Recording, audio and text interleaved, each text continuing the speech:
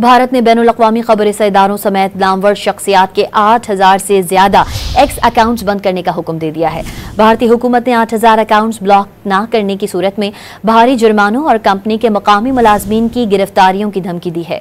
Social media platform के मुताबिक सिर्फ भारत में इन अकाउंट्स को बंद करेंगे। अकाउंट्स की बंदिश के भारतीय मुतालबे से मुत्तफिक नहीं है, कानूनी चाराजोई के रास्ते देख रहे हैं। भारत ने बैनुल-अक़वामी खबर-रसा इदारों समेत नामवर शख्सियात के 8000 से ज्यादा एक्स अकाउंट्स बंद करने का हुक्म दे दिया है। भारतीय हुकूमत ने 8000 अकाउंट्स ब्लॉक न करने की सूरत में भारी जुर्मानों और कंपनी के मकामी मुलाजमीन की गिरफ्तारियों की धमकी दी है। सोशल मीडिया प्लेटफॉर्म के मुताबिक सिर्फ भारत में इन अकाउंट्स को बंद करेंगे। अकाउंट्स की बंदिश के भारतीय मुतालबे से मुत्तफिक नहीं है, कानूनी चाराजोई के रास्ते देख रहे हैं।